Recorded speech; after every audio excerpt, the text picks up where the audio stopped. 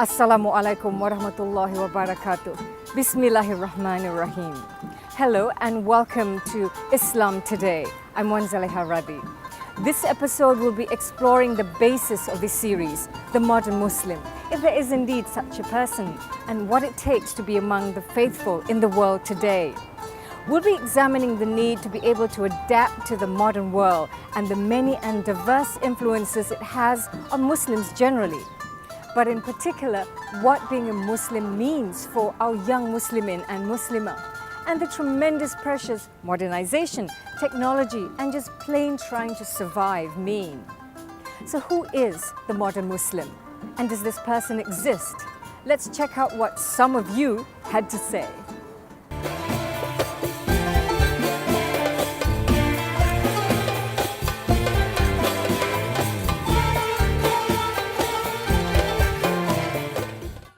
What does it mean to be modern? Is modernity and the modern person defined by the age he or she lives in, or by the technological tools that are available? Is it modern to be living at the cutting edge of our times? Modernity is defined generally as that which is contemporary, progressive, and perhaps even trendy. How then do these definitions apply to the modern Muslim? On the one hand, adherence to the Quran and the faith as defined by the Prophet ﷺ more than 1,400 years ago could hardly be modern. Yet its teachings are as relevant today as they were then. What then is the modern Muslim? Modern Muslim is a Muslim who understands what modern age is, who understands the modern way of thinking, but he is not affected in a negative way by modern way of thinking. In fact, he can explain modern thought. He can show that Islam is above and not below modern thought now. Modern thought, in fact, is below Islamic thought, if we really understand it. But we must understand it well. Otherwise, people will challenge us and then we cannot explain. How can Islam not be better than modern thought? Because it comes from Allah. There is no modern Muslim, but there is modern Muslim, as Allah SWT said, that should be every Muslim in moderate way. In one of the hadiths mentioned that Islam is ya'lu wa la yu'la alayhi, means Islam is above and encompass everything. So here, if we have to be very careful with the adjective comes with what Islam and the Muslim. If by observing the word modern here, makes the Muslim should break with the past and not being associated with what the tradition of the Prophet and the companion, then such thing I could clearly say is nonsense. And a Muslim should always take an examples of the past, and on the same time should always adapt and see what is the better improvement what they can give to society by observing the new technology and the new development. Modern Muslim is a professional Muslim who observe the Islamic moral values and hold tight to the faith of Islam, but at the same time, he is a very advanced person and very knowledgeable. I would say that the challenge of modernity is how do you adapt to all these modern technologies and developments and retain and indeed increase your commitment to your faith at the same time. But is there a more studied perspective of this issue? We spoke with Dr. Barney Noor of the University of Manchester on the subject. I consider myself a Muslim. That's it, period. I don't consider myself modern or traditional or whatever people talk about. And in terms of modernity, I think it's for me what it means is really allowing oneself to be open-minded about different traditions in different cultures, because I do believe that traditions are man-made often, and those traditions can also be changed over time. A modern Muslim, for me, is first of all a Muslim.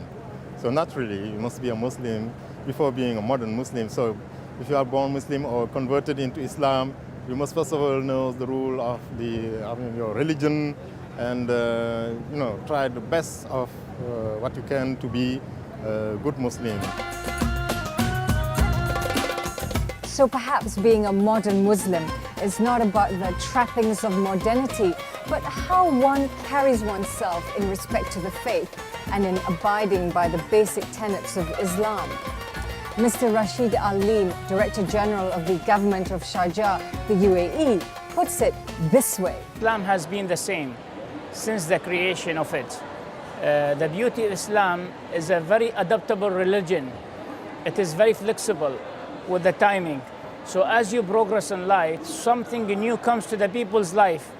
So they need to be modern in that period. Because why? The life has imposed a certain policies, procedures, philosophies, and a certain way of communication. So that's why people are calling it a modern Islam. And lately, the term, the modern Islam, has become widely publicized on the media worldwide because of the misunderstanding of the real principles of the Islam, which is a real, I call it timeless principles. If you have them, then you have no difficulties in life. Alongside this adherence to the principles of Islam, many of the people we spoke with also mentioned the importance of acquiring knowledge and understanding, without which Muslims in general could be seriously disadvantaged, with the ability to adapt to prevailing conditions being critical.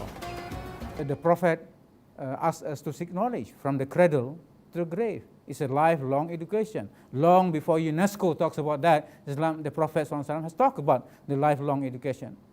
Seek knowledge as far as to China. Right? That is the spatial aspect, not the temporal aspect, the spatial aspect of seeking knowledge. So as I said, the Quran is a book of knowledge. Now, it is only fitting that the first verses revealed to the Prophet was the command to read. To read here means not just we understand today to read means that we must have a book, because to read also means to read the book of nature, to read which scientists do. Acquisition of knowledge is very important because success depends on knowledge. Success in this world and in the success in the next world. As human beings, and we're living in a context in which we need to be aware of what is going on.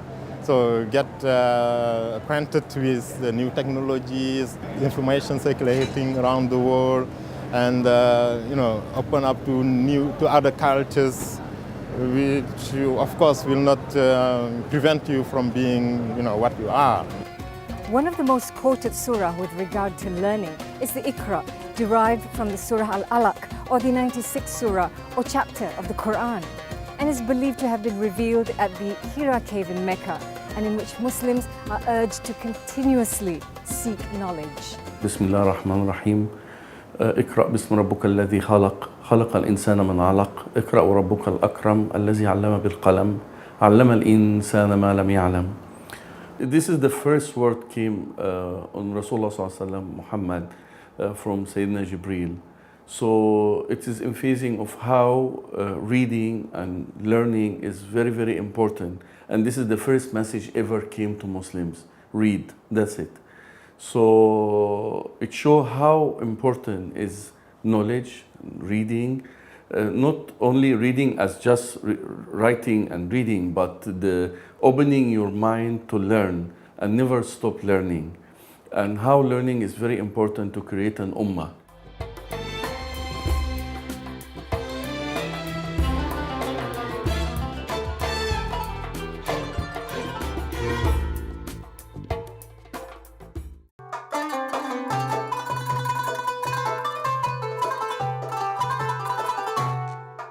We've been looking at what it means to be a Muslim in the modern world and the pressure it places on everyone, not just Muslims.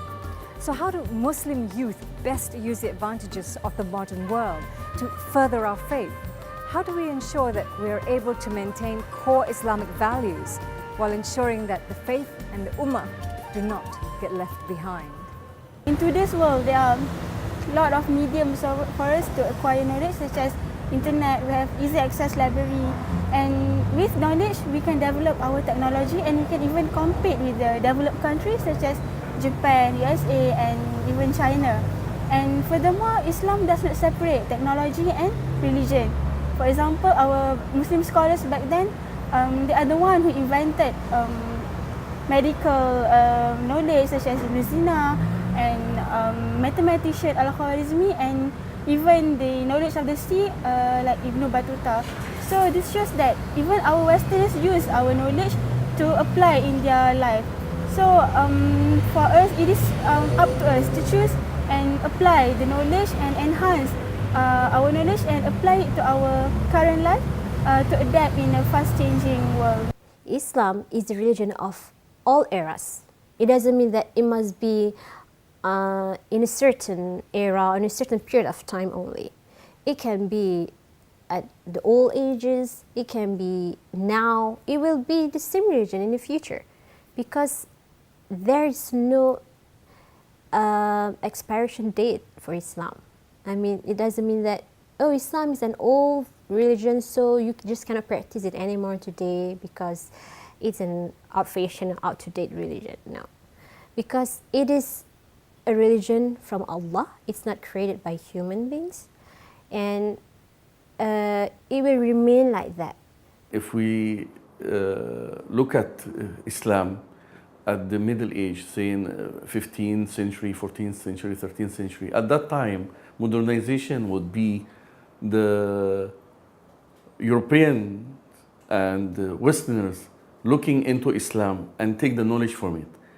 At that time, modernization is to acting as a Muslim or take knowledge from Muslims, learning how to build a house as a Muslim, learning how to build a city as a Muslim. At that time, you would see Cordoba and famous Muslim cities was the shining stars in Europe. At the same time, Paris was sleeping dark. So time has changed.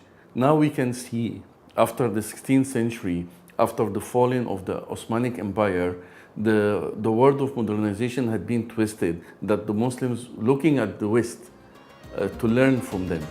So education is a key, perhaps the key to the maintenance and advancement of Islam. But how does one reconcile oneself, or at least deal with the many negative influences in the world today, not the least of which what we loosely term Western culture? And in stark contrast to this, becoming increasingly less moderate in our approach to the world. As many people recognize, technology, including communication technology, is something that is a kind of two-edged sword. It can be used for both good and bad. So don't blame the technology for the way the person uses it. You have to put the responsibility on a person. So technologies can be used for good in the sense that you can, for instance, learn about Islam through the technologies, through internet, through YouTube, through communicating on the internet. You can establish internet communities, and in this sense, it can be used for a good purpose. Of course, the same technology can also be used for evil and reprehensible purposes, like watching pornography or whatever. Once again, don't blame the technology. We need to teach the people so that the young people in particular, so that they will utilize the technologies for the good things in life. I think the process of education is the key here. From my experience traveling all around the world in these few years, I could see that there are Muslims, they are practicing Muslims, not just Muslims by the name. They practice Islam, they pray, and then they fast, they read Quran, but they're still very professional in their own lives. They are doctors, they are lawyers, and it means that they can balance their life, being modern, being up to date with the surroundings, but still to behave as Muslim. If you have a faith, or if you have a religion, with respect, if it's an Islam or different than Islam, if you have a faith, if you have a religion, it means that you have internal compass, you have internal direction, you have internal true north. You know where are you going to this life. Because without a direction, you don't know when you are lost. So if you have a faith, then the faith will always tell you that, you know, hey, you mean something in this life. You have to add value, right? So to me, faith or religion, they are a must for any human being. I think the way I portray myself, the way I deal with other people, the way I convey messages about a certain practice, tradition, culture, it does convey a strong message when it comes to what I belong to. It's absolutely important that our behavior is within the lines of Islam, and our behavior, and we understand what that is. The technology of today, it's based off yesterday technology. It doesn't just created from nothing. And if we see the watch we are wearing today, it started by the Muslim sand watch. The knowledge that the Westerners have it today, it starts from the knowledge of the Muslims. At the time of the Middle Age, there is no differentiation between a Muslim who came from Tajikistan or another Muslim came from Medina or another Muslim came from Andalus. All of them, they have different colors, different skins, but all of them carrying the same religion. They all are Muslims.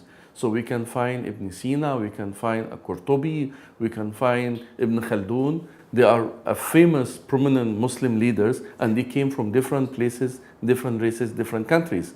But all of them carrying knowledge, and people take this knowledge and use it to modernize themselves. What our ancestor has done, the great Muslim scholars, has put us a great examples on how a Muslim should give a contribution to the human field.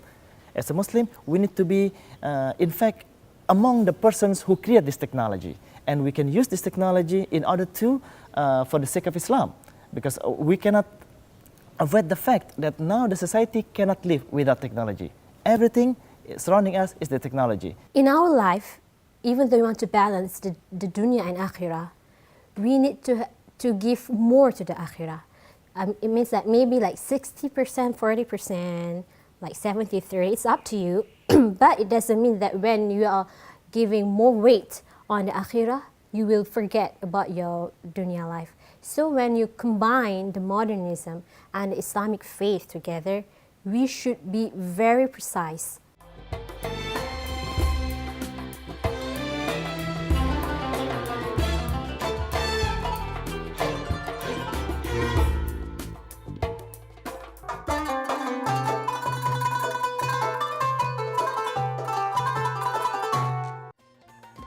So what ultimately is the collective responsibility of every Muslim in ensuring not just the survival but the advancement of our faith? And how critical is it for younger Muslims to openly take up the cause to embrace progress and modernity in an intelligent and positive manner and for the betterment of our faith? We have to go back to the basics. Our faith is the foundation for everything we do. We must never compromise on that.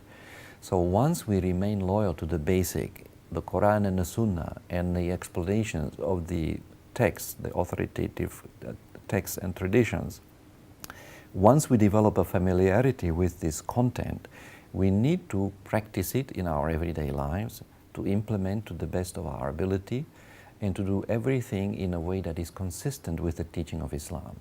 We should not become isolationist and retreat from the modern world. I think that is the wrong response. We don't need to embrace the modern world either, the way we embrace Islam, for example.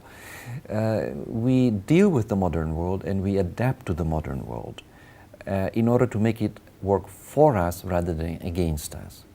If we want to be able to use modern knowledge in the best possible way, first of all, we must equip ourselves with knowledge of religion, because it is knowledge of the religion that will guide us, tell us what is good and what is bad. And remember, one of the names of Quran is Al-Furqan, meaning the criterion. Criterion means that which enables us to distinguish between truth and error, between good and bad, and between useful and useless. So we need that criterion or Furqan, which means we must know the Quran. It could be suggested that Islam and Muslims have long existed at the cutting edge of technology in areas such as science and medicine, astronomy and mathematics. The terms algebra, for example, is derived from the Arabic al-jabru, meaning to restore, while algorithm is named after Muslim scholar Muhammad ibn Musa al-Khwarizmi. Many modern-day surgical tools have great resemblance to those used by Islamic surgeons of past. So is being modern as simple as being at the forefront of science, technology and thinking? The leader of the world at the 16th century was the Osmanic Empire. After that, the leadership moved to England, to France, to America, and we don't know who will be the leader in the future. For us as a Muslims, we shouldn't look at this as something we have to follow, and not to forget our past as Muslims. I have to know that I'm a Muslim and what I'm supposed to take from his technology and what I should not take from his technology. Well, Allah also has said in Quran, in Al-Ma'idah, the 3rd verse, أعوذ من الشيطان الرجيم اليوم أكملت لكم دينكم. It means that this day I have perfected your religion for you. وأتممت عليكم نعمتي. And I've completed my favor upon you. وَرَضِيتُ لَكُمُ الْإِسْلَامَ دِينًا. And I've chosen for you Islam as your religion. So we can say that it is not a choice, actually, because it is the religion for all people. It's the truth. But alhamdulillah, we have been chosen by God, by Allah subhanahu wa ta'ala, to be Muslims, and we should appreciate it. We should appreciate this opportunity from God, and we should try and strive to be the best, not only for dunya, but also in the akhirah. So is there such a person as a modern Muslim? There seems to be a consensus that modernity goes hand in hand with education, knowledge, and a better understanding, not just of the world of Islam, but also of the many and diverse issues that surround every modern person, both negative and positive. But perhaps as Muslims, and with increasingly greater understanding of Islam, we are better prepared to face these challenges. We could say that the modern Muslim is the knowledgeable Muslim, able and ready to advance our faith and grounded in moderation. Unfortunately, that's all the time we have for this episode. Thanks for joining us. We'll see you again next time. Assalamu alaikum wa rahmatullahi wa barakatuh.